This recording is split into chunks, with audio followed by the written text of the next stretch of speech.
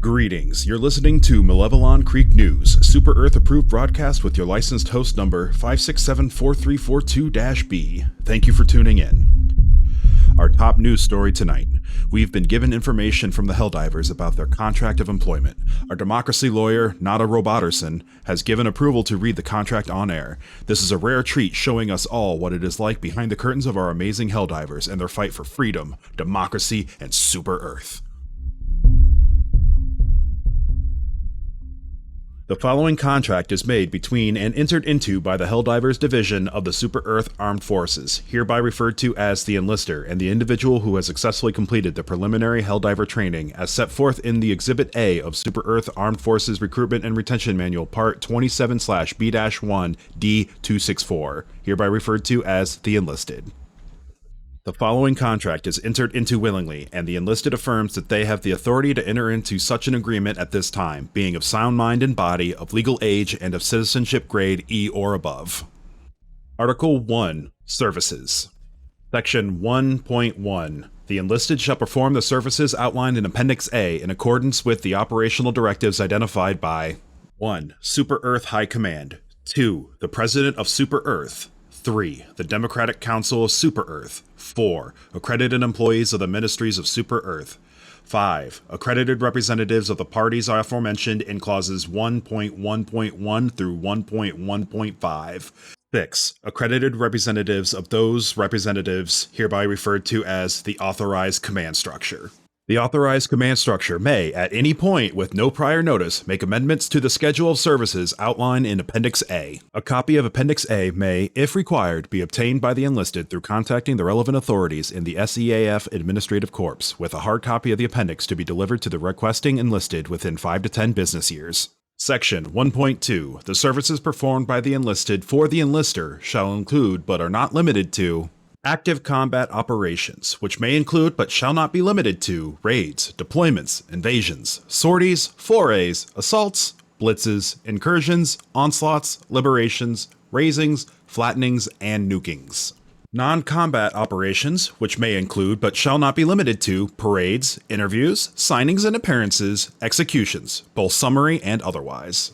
Interplanetary transportation, including the escort of civilian or democratic vessels, and any activities deemed necessary in the pursuit of the aims identified by 1. The enlisted, and 2. The authorized command structure. In order to enable full and complete enactment of these services, the enlisted is hereby authorized to employ lethal force, non-lethal force, non-lethal non-force, and lethal non-force to be employed at the discretion of the enlisted. The enlisted may not subcontract in whole or in part any of the duties requested of them by the enlister. Section 1.3. The services shall be performed by the enlisted at locations identified by 1. The enlister, 2. The authorized command structure. In order to enable the completion of the services in an efficient and timely manner, the enlisted will be entrusted with the command of a Class 6 Superdestroyer Series Crewed Interplanetary Combat Vessel, hereby referred to as the Superdestroyer. Upon the termination of the contract for the enlisted, refer to Section 5 Termination, command of this Superdestroyer will be transferred to the next eligible enlisted in the order designated by 1. The Serving Shipmaster. 2. The Enlister. 3. The Authorized Command Structure. 4. Accredited representatives of the parties listed in the clauses 1.3.1 through 1.3.3. The heirs, successors, and assigns of the enlisted have no right, claim, or interest in the ownership or command of the Superdestroyer. Should the actions of the enlisted result in loss, damages, or impediments to the Superdestroyer, requiring ameliorative or restorative action, the cost of such repairs shall be subtracted from the martyrdom payment due to the heirs or successors of the enlisted. Refer to Section 2, Compensation. Section 1.4. The enlisted will be responsible for the purchasing, maintenance, replacement, and improvement of the equipment used for the provision of services. If the contract of the enlisted is terminated due to the conditions outlined in Clause 5.1, absence of pulse, the equipment purchased, maintained, replaced, and improved by the enlisted shall stay with the destroyer and shall be made available to the next Helldiver to command the vessel. Article 2. Remuneration. Section 2.1. For the performance of the services outlined within the schedule set forth in Appendix A, the Helldiver shall receive monetary compensation for services rendered. The compensation shall vary in line with the services performed. The enlister reserves the right to, at any time and with no prior notice, make amendments to the schedule of payments. Section 2.2. The enlister acknowledges that the position of the enlisted, Helldiver, is classified by Super Earth Ministry of Employment as an exceptionally patriotic duty. Accordingly, upon commencement of the delivery of services, the immediate family members of the enlisted, defined as parents, siblings, heirs, and successors, shall receive 4.5 citizenship points to be allocated to the recipient's discretion. This compensation shall be non-transferable and may not be exchanged for a cash equivalent.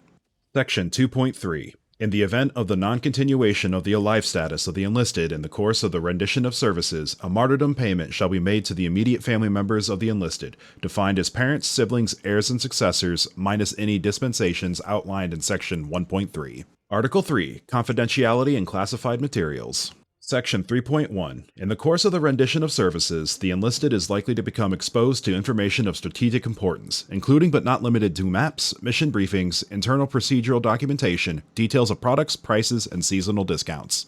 The enlister and enlisted agree that any and all privileged information, collectively classified materials, viewed by the enlisted, 1. Shall be maintained in the strictest secrecy by the enlisted, with all reasonable efforts made to avoid the transfer, leaking, dissemination, publication, conveyance, and or seepage of classified materials, and 2. Shall be provided in formats which are traceable to the enlisted in the event of transfer, leakage, dissemination, publication, conveyance, and or seepage.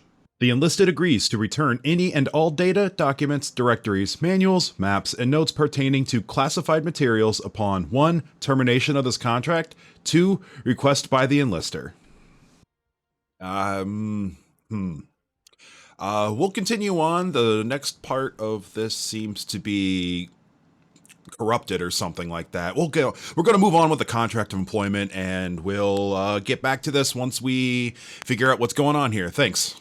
Article 4. Indemnification. Section 4.1. Unless otherwise stated, the enlisted shall be solely and exclusively responsible for any and all damage, harm, liability, loss, costs, expenses, craters, atrocities, and crimes, civil and civil war, caused, created, or generated during the course of the rendition of services. The enlisted hereby indemnifies 1. The enlister, and 2. The authorized command structure, including but not limited to any employees, representatives, heirs, and successors against any costs, challenges, losses, damages, or expenses, without limitations, arising from or relating in any way to the rendition of services by the enlisted. Section 4.2. Any damage sustained by the enlisted, whether reputational or corporeal, including but not limited to incineration, evisceration, spinal separation, vaporizations, crushing, freezing, burning, decapitation, paper cuts, explosion, contusion, removal of arms and or limbs, addition of arms and or limbs, dizziness, nausea, shortness of breath, and or death, shall not be considered the responsibility of the enlister. Section 4.3. The enlisted shall not hold the enlister in whole or in part responsible for whether they return in whole or in part. Article 5. Termination. This agreement will be governed by the laws of Super Earth and shall be terminated in the event that 1. The enlisted is mortally wounded, such that medical attention shall not be physically or financially justifiable. 2. The enlisted expresses seditious, dangerous, or traitorous thoughts, opinions, actions, or sentiments. 3. By the enlister for any reason. Notice of the cause for termination is not required. The provisions of Section 1, 2, 3, 4, and 6 shall survive termination. Article 6. General Provisions. Section 6.1. The enlisted consents to personal information, including but not limited to biometric, patriotic, and demographic data to be collected and processed by 1. The enlister. 2. The authorized command structure. 3. Appropriate agents of the Super Earth Armed Forces and Democratic Council. Section 6.2. The enlisted consents to personal samples, including but not limited to flesh, bone, and blood, to be collected and processed by 1. The enlister, 2. The authorized command structure, 3. Appropriate agents of the Super Earth Armed Forces and Democratic Council. Section 6.3. The enlisted provides unequivocal and irrevocable consent to the use of experimental weaponries, technologies, and narcotics. Section 6.4. The contract shall be considered binding upon being read, in whole or in part. For the purposes of the avoidance of doubt, the enlisted spending 1 second within 1.8 meters of a copy of the contract shall be interpreted as the contract being read.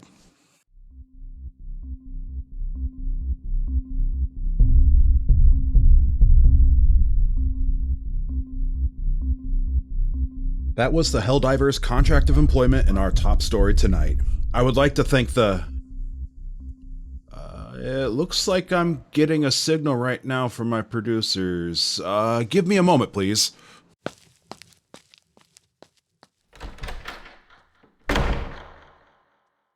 Hey, what's going on? Why is there an automaton here? What do you mean that's not a Roboterson? What do you mean you're leaving? We're not finished with the broadcast. Well, at least it looks like we got the last part of the contract. It looks like we've gotten our missing part of the contract. Let's go ahead and read that now. Okay. Here we are. Section 3.2. Any information made known to the enlisted outside of the operational parameters, which is not considered customarily known to the general citizenry and or which was not known to the enlisted prior to the commencement of this agreement shall, for the purposes of clarity, be considered controlled classified materials. Does that mean this was controlled? For access of controlled classified materials, explicit advance written consent must be obtained by the enlisted. That doesn't. Section 3.3. To read these terms and conditions in full shall be considered a breach of clause 3.2. Oh. Oh no. Did did we just do an illegal broadcast?